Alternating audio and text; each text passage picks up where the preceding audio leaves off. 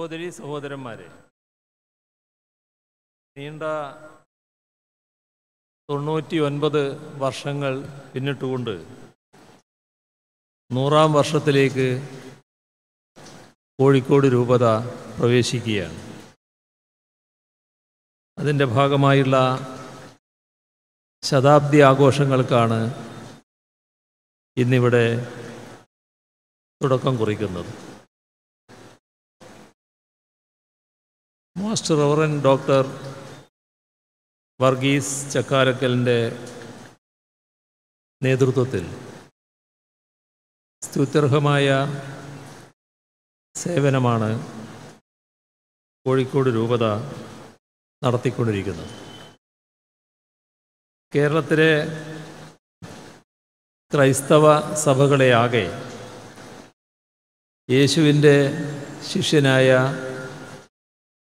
Thomas ശ്ലീഹായുടെ പിൻഗാമികളായാണ് കണക്കാക്കുന്നത്. കോഴിക്കോട്ടെ ക്രൈസ്തവർക്കും ആ വലിയ പാരമ്പര്യമാണ് ഉള്ളത്. കോഴിക്കോട്ടെ ലത്തീൻ കത്തോലിക്ക രൂപതയ്ക്ക് ഒരു നൂറ്റാണ്ടിൻ്റെ ചരിത്രമാണുള്ളത്. പക്ഷേ കഴിഞ്ഞ പല നൂറ്റാണ്ടുകളായി ഇവിടെ ക്രൈസ്തവരുണ്ട്. ഇന്നത്തെ നിലയിൽ ഒരു ആഗോള സഭയായി ക്രൈസ്തവ സഭ വളരുന്നതിന് മുൻപ് തന്നെ മലബാറിൽ ക്രിസ്ത്യാനികളുണ്ട്. 1920-കളിൽ മധ്യ തിരുവിതാംകൂറിൽ നിന്ന് കുടിയേറിപ്പാർത്ത പാവപ്പെട്ട ജനങ്ങൾക്ക് അത്താണിയായി മാറിയത് കോഴിക്കോട് രൂപതയായിരുന്നു. ഷൊർണൂർ മുതൽ ചന്ദ്രഗിരി പാലം വരെ നീണ്ടുകിടന്നിരുന്ന അന്നത്തെ കോഴിക്കോട് രൂപത കുടിയേറ്റ ജനതയെ സാമ്പത്തികമായും ആരോഗ്യപരമായും വിദ്യാഭ്യാസപരമായും സാമൂഹ്യപരമായും ഉയർത്തിക്കൊണ്ടുവരുന്നതിൽ മുഖ്യ പങ്ക് വഹിച്ചു. അത്തരത്തിൽ ജനങ്ങളോടുള്ള കരുതലും അവരുടെ വളർച്ചയെക്കുറിച്ചുള്ള താൽപ്പര്യവും കണ്ണൂർ, സുൽത്താൻപേട്ട് എന്നീ രൂപതകളുടെയും സീറോ മലബാർ സഭയുടെ തലശ്ശേരി രൂപതയുടെയും സ്ഥാപനഘട്ടങ്ങളിൽ പ്രതിഫലിച്ചിട്ടുണ്ട്. ഇന്നിപ്പോൾ തലശ്ശേരി രൂപത തന്നെ വളർന്ന് മാനന്തവാടി, താമരശ്ശേരി എന്നീ രൂപതകൾ കൂടി സ്ഥാപിതമായിട്ടുമുണ്ട്. ആ നിലക്ക് മലബാറിൻ്റെ ആകെ മാതൃരൂപതയാണ് കോഴിക്കോട് രൂപത. മലബാറിലെ ജനതയ്ക്ക് ഈ രൂപത നൽകിയിട്ടുള്ള സംഭാവനകളിൽ ഏറെ പ്രശംസ അർഹിക്കുന്നത് വിദ്യാഭ്യാസ മേഖലയിലുള്ളവയാണ്. ഇന്ത്യയിലെ തന്നെ ഏറ്റവും പഴക്കമുള്ള വിദ്യാലയങ്ങളിൽ ചിലത് കോഴിക്കോട് രൂപതയുടെ നേതൃത്വത്തിലുള്ളതാണ്. അറിവും വിജ്ഞാനവും പകർന്നുകൊണ്ട് വരും തലമുറകളെയും ഈ നാടിനെയും വികസിപ്പിക്കുന്നതിൽ 1793-ൽ സ്ഥാപിതമായ കോഴിക്കോട് നഗരത്തിലെ സെൻറ്റ് ജോസഫ്സ് ബോയ്സ് സ്കൂൾ തുടങ്ങി മറ്റനേകം സ്ഥാപനങ്ങൾ വിലമതിക്കാനാവാത്ത പങ്ക് വഹിച്ചിട്ടുണ്ട്. കണ്ണൂർ ചെറുകുന്നിലെ കുഷ്ഠരോഗികളെ ചികിത്സിക്കുന്ന കേന്ദ്രവും മേപ്പാടിയിലെ കുഷ്ഠരോഗികളുടെ പുനരധിവാസ കേന്ദ്രവും പെരിന്തൽമണ്ണയിൽ ഇന്നും സ്ഥിതി ചെയ്യുന്ന അന്ധവിദ്യാലയവും കോഴിക്കോട് നഗരത്തിലെ നിർമ്മല ആശുപത്രിയും ബധിരർക്കും മൂകർക്കുമുള്ള കരുണ വിദ്യാലയവുമൊക്കെ ആതുര ശുശ്രൂഷ സാമൂഹ്യ സേവന രംഗങ്ങളിലെ കോഴിക്കോട് രൂപതയുടെ വേറിട്ട ഇടപെടലുകളാണ്. ഒരു ഘട്ടത്തിൽ യുവാക്കൾക്ക് ജോലി സാധ്യത നേടിക്കൊടുക്കുന്ന പരിശീലന കേന്ദ്രവും രൂപതയൊരുക്കി. ഇതൊക്കെ മനുഷ്യരോടുള്ള രൂപതയുടെ കരുതലിൻ്റെ ദൃഷ്ടാന്തങ്ങളാണ്. മനുഷ്യരോടുള്ള കരുതൽ വർദ്ധിച്ച നിലയിൽ ഉണ്ടാവേണ്ട കാലഘട്ടമാണിത്. മലബാറിലെ ക്രൈസ്തവർ ഏറെയും കുടിയേറ്റക്കാരാണ്. അവരിലധികവും കർഷകരാണ്. മണ്ണിൽ പണിയെടുത്ത് ജീവിതം മുന്നോട്ട് കൊണ്ടുപോകുന്നവരാണവർ. കേരളത്തിലെ സർക്കാരാകട്ടെ കർഷകരുടെ ദുരിതങ്ങൾക്ക് അവസാനം വരുത്തണം എന്ന ലക്ഷ്യവുമായാണ് പല പദ്ധതികളും ആവിഷ്കരിച്ചിട്ടുള്ളത്. കർഷക ക്ഷേമനിധി, വിള ഇൻഷുറൻസ്, പച്ചക്കറി തറവില, റബ്ബർ വിലസ്ഥിരതാ ഫണ്ട്, ഇത്തരത്തിൽ ഒട്ടനവധി നടപടികളിൽ സർക്കാരിൻ്റെ ഈ കരുതൽ വ്യക്തമാണ്. നാട്ടിലെ വന്യജീവി ആക്രമണങ്ങൾ ഇല്ലാതാക്കാൻ ഈ അടുത്തിടെ നടത്തിയ ഇടപെടൽ, പ്രകൃതിലോല പ്രദേശങ്ങളുമായി ബന്ധപ്പെട്ട കോടതിയുടെ വിധിയുടെ പശ്ചാത്തലത്തിൽ സംസ്ഥാന സർക്കാർ കൈക്കൊണ്ട നിലപാട്, ഇതെല്ലാം ആ കരുതൽ മുൻനിർത്തി തന്നെയാണ്. കാർഷികോൽപ്പന്നങ്ങളുടെ മൂല്യവർദ്ധനവിന് പ്രത്യേക പരിഗണനയാണ് നൽകുന്നത്. Rubber park, spices park, food park എന്നിവയൊക്കെ കാർഷികോൽപ്പന്നങ്ങളുടെ മൂല്യവർദ്ധനവ് ലക്ഷ്യം വെച്ചുകൊണ്ട് ആരംഭിച്ചിട്ടുള്ളവയാണ്. അവയൊക്കെ കർഷകരുടെ വരുമാനം വർദ്ധിപ്പിക്കാൻ ഉതകുമെന്നതിൽ സംശയമില്ല. കർഷകരുടെ വരുമാനത്തിൽ 50% വർധനവ് ഉറപ്പുവരുത്താനാണ് സർക്കാർ ശ്രമിക്കുന്നത്. അതിനുതകും വിധം സ്വകാര്യ വ്യവസായ പാർക്കുകളെ പ്രോത്സാഹിപ്പിക്കുന്ന നയവും സർക്കാരിനുണ്ട്. രൂപതയുടെ ഭാഗമായ കർഷകർക്കും അവരുടെ സഹകരണ സംഘങ്ങൾക്കുമൊക്കെ അത് പ്രയോജനപ്പെടുത്താൻ കഴിയും. വിജ്ഞാന സമ്പദ്ഘടനയായും നൂതനത്വ സമൂഹമായും കേരളത്തെ പരിവർത്തിപ്പിക്കാനുള്ള ശ്രമങ്ങളാണ് സർക്കാർ നടത്തിക്കൊണ്ടിരിക്കുന്നത്. അങ്ങനെ നവകേരളം സൃഷ്ടിക്കാനാണ് ശ്രമിക്കുന്നത്. അതിൻ്റെ ഭാഗമായി എല്ലാവരെയും ഉൾക്കൊള്ളുന്നതും സാമൂഹ്യനീതിയിൽ അധിഷ്ഠിതവുമായ ബദൽ വികസന കാഴ്ചപ്പാടാണ് മുന്നോട്ട് വെക്കുന്നത്. ആഗോള ക്രൈസ്തവ സഭയെ നയിക്കുന്ന ഫ്രാൻസിസ് മാർപ്പാപ്പയും സാമൂഹ്യനീതിക്ക് വലിയ പ്രാധാന്യമാണ് തൻ്റെ ഉദ്ബോധനങ്ങളിലെല്ലാം നൽകിക്കൊണ്ടിരിക്കുന്നത്. പലപ്പോഴായി അദ്ദേഹത്തിൻ്റെ വാക്കുകളിൽ അത് പ്രതിഫലിച്ചിട്ടുണ്ട്.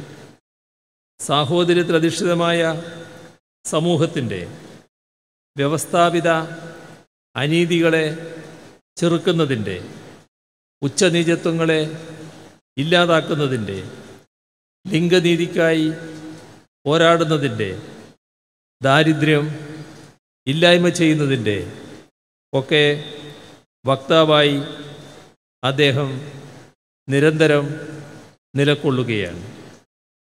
അതിദാരിദ്ര്യ നിർമ്മാർജ്ജനം മുതൽ ജെൻഡർ ബജറ്റിംഗ് വരെയുള്ള സംസ്ഥാന സർക്കാരിൻ്റെ പ്രവർത്തനങ്ങൾ മാർപ്പാപ്പ മുന്നോട്ട് വെക്കുന്ന ആശയങ്ങളുമായി ചേർന്ന് നിൽക്കുന്നവയാണ്.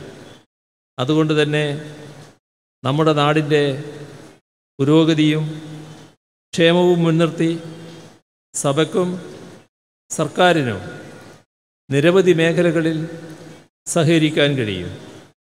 ആ സഹകരണത്തെ അർത്ഥവത്താക്കുന്നതാവും ശതാബ്ദി ആഘോഷങ്ങളുടെ ഭാഗമായ പരിപാടികൾ എന്നാണ് കരുതുന്നത്. ക്ഷേമ നടപടികളെയും വികസന പ്രവർത്തനങ്ങളെയും സമന്വയിപ്പിച്ചുകൊണ്ടാണ് സർക്കാർ മുന്നോട്ട് പോകുന്നത്.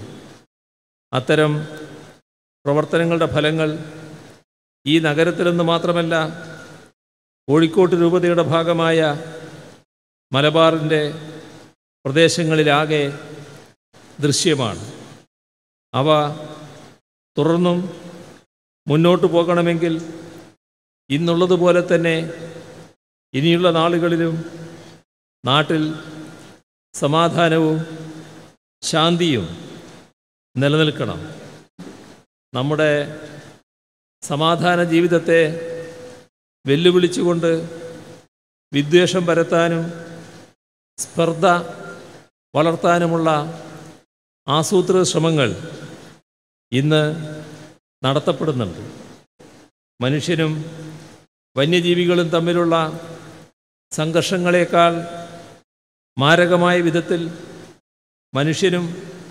മനുഷ്യനും തമ്മിലുള്ള സംഘർഷങ്ങൾക്ക് തിരികൊളുത്താനാണ് ചിലർ ശ്രമിക്കുന്നത്. അതിനെതിരെ ജാഗ്രത പുലർത്താനും ഭേദചിന്തകൾക്കതീതമായി ജനങ്ങളുടെ ഐക്യം ഉറപ്പാക്കാനും ഇത്തരം ആഘോഷങ്ങൾ വഴിവെക്കും. അപ്പോഴാണ് അവ കൂടുതൽ അർത്ഥവത്താകുന്നത്. ഇത് പറയാൻ പ്രത്യേക കാരണമുണ്ട്. മതേതരത്വത്തിൻ്റെ കാവൽക്കാരായി പ്രവർത്തിച്ച പാരമ്പര്യമാണ് കോഴിക്കോട് രൂപതക്കുള്ളത്. രൂപത നടത്തിവരുന്ന വിദ്യാഭ്യാസ സ്ഥാപനങ്ങളിലും ആശുപത്രികളിലും മറ്റ് സ്ഥാപനങ്ങളിലും നാനാജാതി മതവിഭാഗത്തിൽപ്പെട്ട ആളുകൾക്ക് പങ്കാളിത്തം നൽകുന്നു, നേരത്തെ മുതൽ നൽകി വരുന്നു. അതാണ് രൂപതയുടെ പ്രവർത്തന ശൈലി. മതനിരപേക്ഷതയിലൂന്നിയ ആ പ്രവർത്തന ശൈലി ഈ ശതാബ്ദി ആഘോഷങ്ങളിലും പ്രതിഫലിക്കും എന്ന് തന്നെയാണ് കരുതുന്നത്. പലപ്പോഴും അപരനെക്കുറിച്ചുള്ള അറിവില്ലായ്മയോ തെറ്റായ അറിവോ ആണ് വിദ്വേഷത്തിനും സ്പർദ്ധയ്ക്കും കാരണമാകുന്നത്. എന്നാൽ അറിവില്ലായ്മയുടെ മേഖലകളെ ചുരുക്കണമെന്നും പരസ്പരം അറിയുന്നതും മനസ്സിലാക്കുന്നതുമായ മേഖലകളെ വളർത്തണമെന്നുമാണ് കത്തോലിക്കാ സഭ തന്നെ പഠിപ്പിച്ചിട്ടുള്ളത്. അതിൻ്റെ ഉദാത്ത ഉദാഹരണമാണ് 1965 രണ്ടാം വത്തിക്കാൻ സമ്മേളനം. ഇതര ക്രൈസ്തവ സഭകളോടും മറ്റ് മതങ്ങളോടുമൊക്കെ വ്യവസ്ഥാപിതമായി സംവദിക്കുന്ന പ്രക്രിയക്കാണ് അതിലൂടെ ആഗോള കത്തോലിക്കാ സഭ തുടക്കം കുറിച്ചത്. ഇക്കഴിഞ്ഞ മെയ് മാസത്തിലാകട്ടെ റോമിലെ പൊന്റിഫിക്കൽ ഇൻസ്റ്റിറ്റ്യൂട്ട് ഓഫ് ലിറ്റർജിയിൽ വെച്ച് നടത്തിയ ഉദ്ബോധനത്തിനിടയിൽ രണ്ടാം വത്തിക്കാൻ സമ്മേളനത്തെ നിരാകരിക്കുന്ന പ്രവണതകൾക്കെതിരെ ഫ്രാൻസിസ് മാർപ്പാപ്പ മുന്നറിയിപ്പ് നൽകി. ഇതാദ്യമായല്ല ഫ്രാൻസിസ് മാർപ്പാപ്പ ഇത്തരത്തിലുള്ള ആശയങ്ങൾ മുന്നോട്ട് വച്ചിട്ടുള്ളത്. 2020 ഫ്രatelli tutti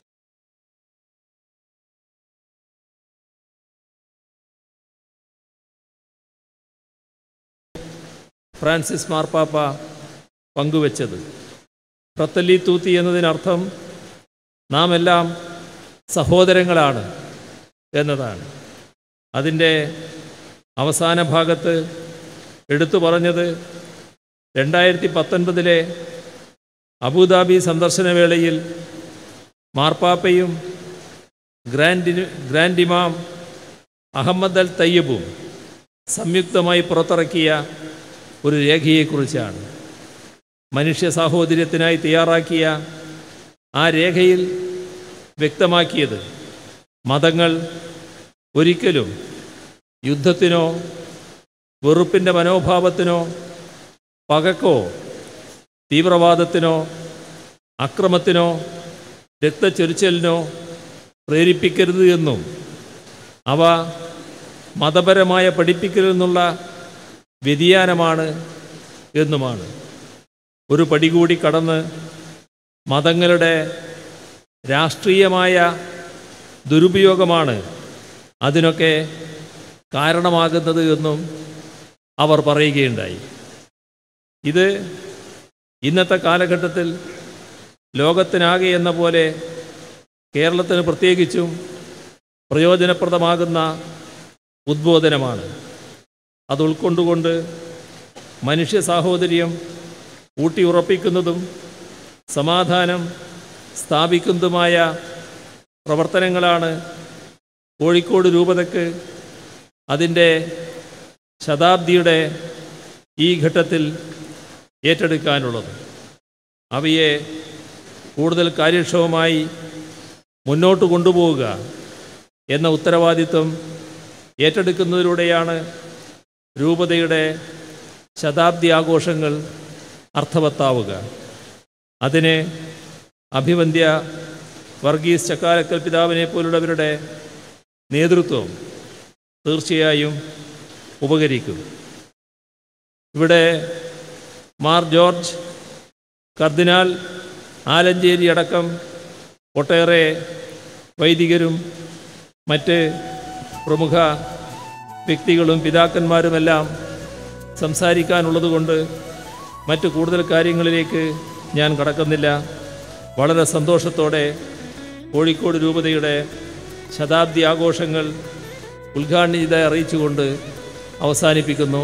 നിങ്ങൾക്കെൻ്റെ സ്നേഹാഭിവാദനങ്ങൾ.